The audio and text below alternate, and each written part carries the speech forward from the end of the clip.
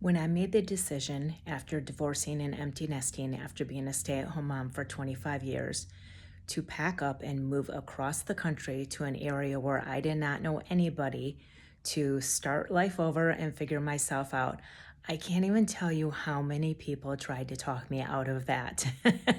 They were like, "You're making a decision too fast. You don't really know what you're getting into. You've never even lived alone before. Are you sure this is something you want to do?"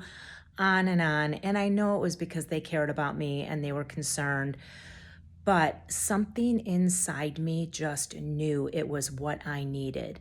And what really helped me is I went with two mantras in mind, and these were at the forefront of each and every moment that I was there, especially in the very beginning. One, drop all expectations. I was just going to experience what I was going to experience. I was not thinking that this certain thing is going to come of it or that certain thing is going to come of it. I didn't know how long I would stay for. Maybe I would live there for a year and decide it wasn't for me and turn around and go back again or go somewhere else. And that was okay.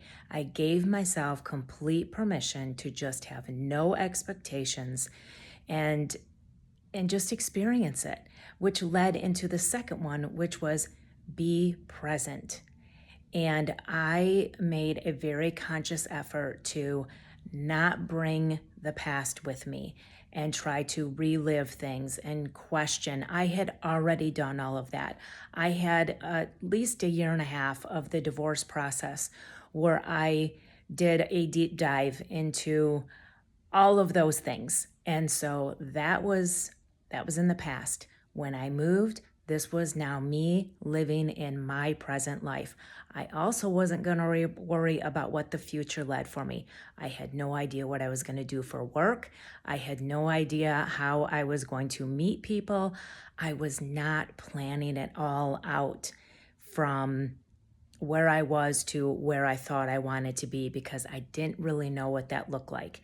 So I lived in the present moment and I let go of those expectations.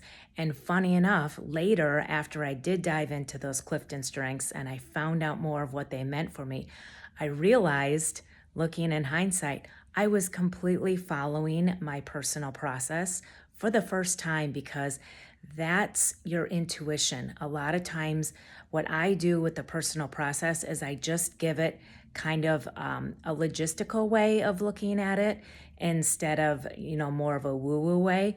But at the end of the day, when you're listening to yourself and you're following that intuition, that is your personal process leading you along the path to figuring out what works for you and what doesn't.